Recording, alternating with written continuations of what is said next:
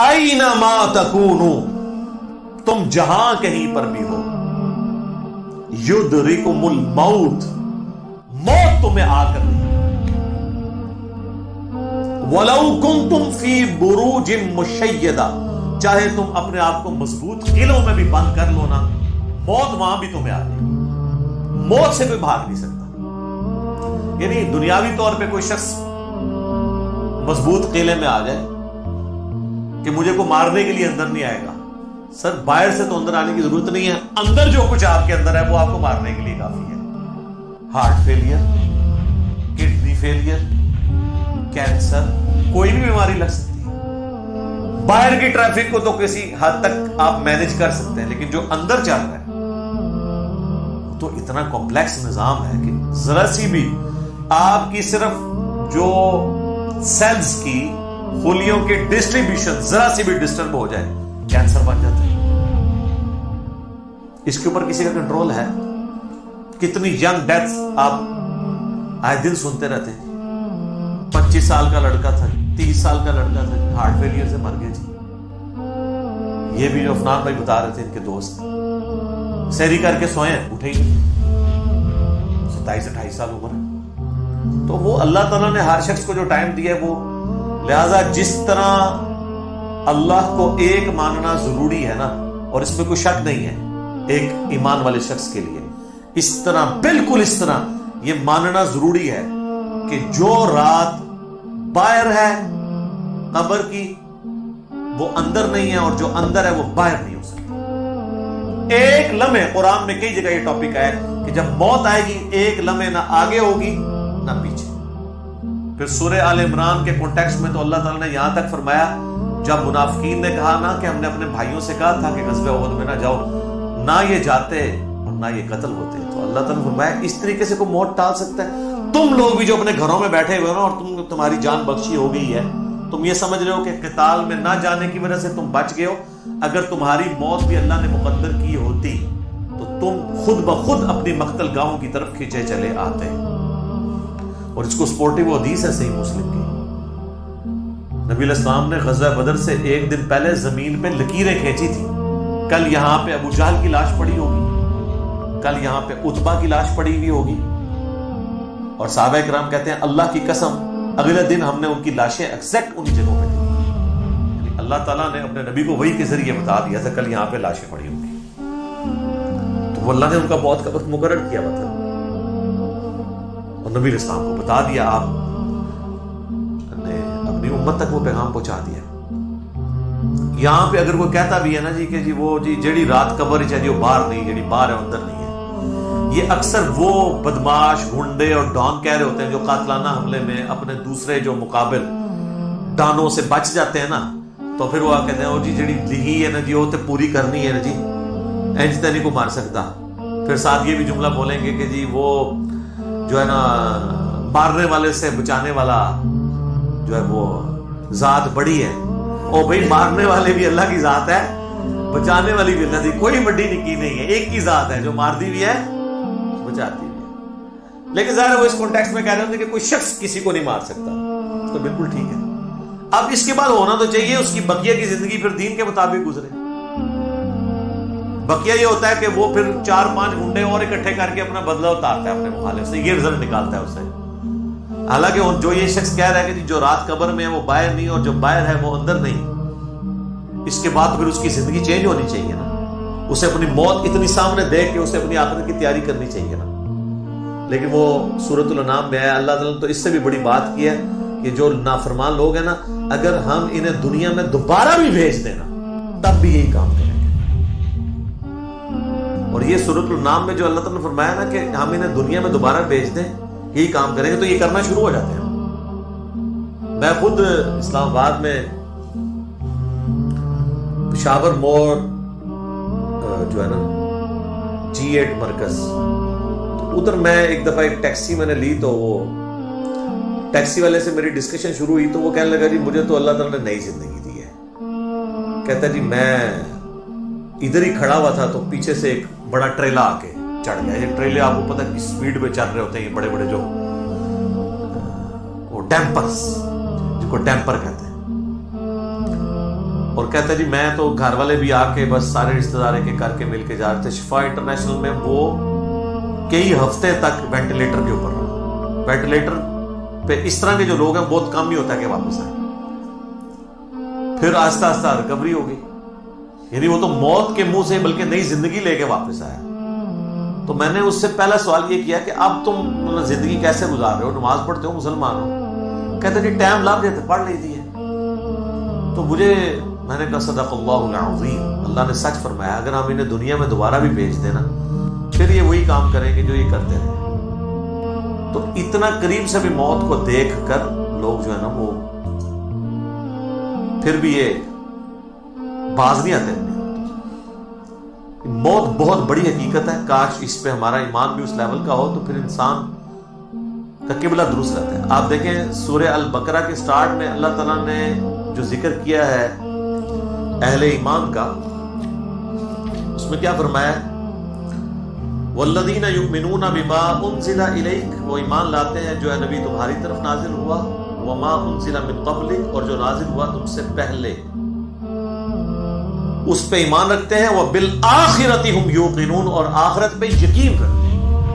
آخرت کے لیے ایمان کا لفظ بھی کافی نہیں, اللہ نے سمجھا یقین, کیونکہ قبلہ تبھی درست ہوتا ہے جب انسان کو پتا ہو کہ میں نے مر کے کسی کے حضور اکاؤنٹیبل ہونا ہے, جواب دینا. آج یہ جتنے لوگ کہتے ہیں نا جو قبر سے باہر رات ہے وہ اندر نہیں, جو اندر ہے وہ باہر نہیں ہے, یہ صرف ان کی منہ شگافی ہے. واقعی اگر ان کا یقین ہو تو آرام خوریاں کر رہے ہو, لوگوں کا مال لاحق طریقے سے ہڑپ کر رہے ہو, اللہ تعالیٰ کے حقوق کو پامال کر رہے ہو, ماں باپ کے ساتھ بے سلوکی والا معاملہ کر رہے ہو, بیوی بچوں پہ ظلم کر رہے ہو, بہن بھائیوں کی جائیداد دبا رہے ہو, معاشرے کے لیے ناسور بنے ہوئے ہو, ایسے لوگ پھر تو ان کو بالکل سیدھا ہو جانا چاہیے. تو بات کہاں سے شروع ہوئی تھی کہ اللہ تعالیٰ فرما رہا ہے کہ تم اپنے آپ کو مضبوط قلعوں میں بھی بند کر لو نا, تب بھی موت تمہیں آ کر رہنی ہے. موت کو کوئی ٹال نہیں سکتا, کیونکہ موت تو اللہ تعالیٰ نے بھیجنی ہے. اللہ کے پاس تو کروڑوں آپشنز ہیں. ایگزٹس تو ہر شخص کا اس دنیا سے لکھا ہے, خواہ ایئر کریش میں ہو, چاہے ہارٹ فیلئر سے ہو, خواہ کسی شیر کے پیٹ میں جا کے ہو,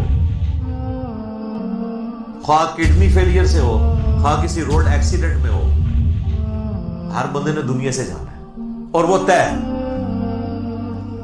اس سے آگے پیچھے نہیں ہوگا. البتہ جو قاتل کو ہم سزا دیتے ہیں اس لیے کہ قاتل جو ہوتا ہے اس کو اللہ تعالیٰ نے یہ کام کرنے سے منع کیا ہوا ہے, وہ اس کی وجہ سے اسے سزا دی جاتی ہے. اس وجہ سے نہیں کہ وقت سے پہلے اسے قتل کر اس نے مار دیا ہے, کیونکہ اس نے مارا اپنی ویل سے ہے, نافرمان, اس کی تو موت آنی تھی. اور اللہ تعالیٰ کو تو اپنے علم سے یہ بھی پتا ہے کہ کس نے کیا کرنا ہے, لیکن اللہ نے کسی کو پابند نہیں اپنے علم کا کیا کہ تو نے یہ کرنا ہے, بلکہ اللہ نے مستقبل کو فورس ہی خود ہی کیا ہوا ہے. جس طرح ایک استاد جب کسی نالائق شاگرد کو پیپروں سے ایک ہفتہ پہلے کہتا ہے کہ پتر تو فیل ہو جائے, اور وہ فیل ہو بھی جائے, تو اس استاد کو آگے نہیں گلا کر سکتا ہے وہ اسٹوڈنٹ کے ساتھ, جی تہاڈی زبان بڑی کالی ہے, تسی کیا سی تاں میں فیل ہوئے, میں نے بڑی محنت کی تھی. نہیں, تو اللہ تعالیٰ کو تو ڈیوائن علم بڑا کامل ہے, وہ مستقبل کے بارے میں فورس ہی کرتا ہے. اب رہا یہ معاملہ کہ اللہ نے ہمیں اس آزمائش میں ڈالا کیوں ہے, تو وہ اللہ نے اس کو بیان کر دیا. لا یسأل عما یفعل, اللہ کو کوئی نہیں پوچھ سکتا کہ اس نے یہ کیوں کیا. وہم یسألون, اور اللہ ہر ایک کو پوچھے گا. تو ابھی تو فی الوقت اللہ نے جس امتحان میں ڈالا ہے اس میں آپ نے گیون سرکمسٹانسز میں پرفارم کرنے کی کوشش کرنی ہے. ہماری ایک اکیڈمی کے بڑے قریبی ہمارے ممبر عمر بھائی فوت ہو گئے آلموسٹ 37 ایئرس کی ایج میں, اللہ تعالیٰ ان کی مغفرت کرے. اور ماشاءاللہ انہوں نے اپنی ینگ ایج کے اندر اپنے عقیدہ توحید کی اصلاح کی, اپنے گھر والوں تک اصلاح پہنچائی, اپنے والدین تک پہنچائی. خوش قسمت ہوتے ہیں وہ لوگ جو جوانی میں خود بھی توبہ کرتے ہیں اور اپنے بوڑھے بوڑھے 70-80 سال کے ماں باپ جو روایتی دین کو, قبر پرستی کے دین کو لے کے چل رہے ہوں, بزرگ بابوں کے دین کو, ان کو بھی وہ اپنے ساتھ اس رائے حق پہ لانے میں کامیاب ہو جائیں. یہ نصیب والوں کا حصہ. تو ان میں سے ایک ہمارے وہ عمر بھائی بھی تھے, ان کا جنازہ بھی آپ کو پتہ ہے میں نے پڑھایا تھا. جہلم کی تاریخ میں چند بڑے جنازوں میں سے تھا, ہزاروں لوگ اس میں شریک تھے. تو ان کی اچانک ڈیتھ ہوئی ہارٹ فیلئر سے. ینگ ایج میں اگر کسی کو ہارٹ اٹیک ہو تو یہ چانس ہوتا ہے کہ اس کا ہارٹ فیل ہو جائے گا، کیونکہ ہارٹ ریئیکٹ کرتا ہے. بوڑھا بندہ پھر بھی سروائیو کر جاتا ہے. مجھے صحیح طرح یاد ہے کہ وہ ان کا ہارٹ فیل ہونے سے کچھ عرصہ پہلے کی بات ہے، 2017 میں جب میرے پہ پہلی دفعہ مرڈر اٹیمپٹ ہوئی 28 اکتوبر کو، اور اس میں میرا کافی خون بھی ضائع ہوا، کافی زیادہ زخم آیا، آپ لوگوں کو پتہ ہے. تو اس کے بعد میں عمر بھائی کے پاس ایک دفعہ گیا، ان کے شاپ پہ، ان کی فرنیچر کا بہت بڑا کاروبار ہے جہلم میں. تو میں نے گپ شپ شروع ہوئی تو مجھے کہتے ہیں علی بھائی میں چاہ رہا ہوں آپ کے لیے نا کوئی باڈی گارڈ رکھ دیتے ہیں تو میں اس کی پیمنٹ کر دیا کروں گا. تو میں نے ان کو کہا کہ میرے بھائی آپ کا ابھی تک یہ یقین کامل نہیں ہوا کہ موت کو کوئی ٹال نہیں سکتا. تو پھر میں نے ان کو یہی آیات کوٹ کی تھی کہ اپنے آپ کو مضبوط، اینما تکونوا یدرککم الموت ولو کنتم فی بروج مشیدہ، تم جہاں کہیں بھی ہو موت تمہیں آ کے دبوچ لے گی، خواہ اپنے آپ کو مضبوط قلعوں میں بھی بند کر لو. تو میں نے ان کو بھی یہ بات سمجھائی، میں نے کہا میرے بھائی باہر کی ٹریفک کو تو آپ کنٹرول کر سکتے ہیں، کسی حملہ آور کو تو آپ روک سکتے ہیں، اندر جو اتنی کمپلیکس ٹریفک ہے، روزانہ میرا دل 1,00,000 دفعہ دھڑک کر 10,000 لیٹر خون پمپ کرتا ہے میری نسوں میں، اس ٹریفک کو کون کنٹرول کر سکتے ہیں؟ 25 دفعہ ڈائلیسس کرتے ہیں روزانہ میرے گردے، یہ کام کرنا چھوڑ دیں، اس کو کون کنٹرول کر سکتے ہیں؟ 23,000 دفعہ آلموسٹ پھیپڑے سانس اندر کرتے ہیں، اتنی دفعہ باہر کرتے ہیں. اب تو یہ کورونا کی وجہ سے لوگوں کو پوچھے نظر ان کو سانس لینا کتنا مشکل ہو رہا ہے، ریکوری ہوتے بھی کئی مہینے لگتے ہیں. یہ سانس ہمیں خود لینا پڑ جائے نا یاد کر کے، ایک دن نہیں آپ سانس لے سکتے. 12,000 دفعہ ہماری یہ پلکیں جھپکتی ہیں، اور یہ اگر آپ کو روزانہ یوں کرنی پڑ جائے تو بس پھر آپ کوئی اور کام نہیں کریں گے، یہی کرتے رہیں گے. تو یہ سب کچھ میری مرضی کے بغیر اللہ تعالیٰ یہ سارے معاملات کو لے کے چل رہا ہوتا ہے. تو ہم باہر کی ٹریفک کو تو شاید مینج کر لیں کسی حد تک، وہ بھی کنفرم نہیں ہوتا. کئی بار روڈ ایکسیڈنٹ میں آپ دیکھتے ہیں لوگ اپنی جگہ پہ صحیح سائڈ پہ جا رہے ہوتے ہیں، مخالف سمت سے کوئی گاڑی آتی ہے، اس کا ٹائر پھٹتا ہے، وہ لڑکتی ہوئی دوسری طرف آ کے 4-5 بندے نیچے دے دیتی ہے. ان کا تو کوئی قصور نہیں ہے، وہ تو ہوتے ہی دوسری. یہ تو میں نے خود اس طرح کے ایکسیڈنٹس اپنی آنکھوں سے بھی دیکھے، تو پتہ ہی نہیں چلتا.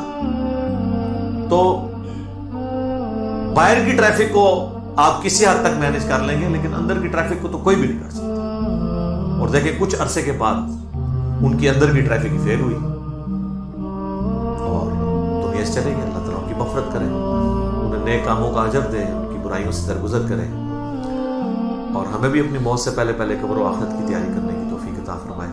اللہم من احییتہ منا فاحیہ علی الاسلام ومن توفیتہ منا فتوفہ علی الایمان.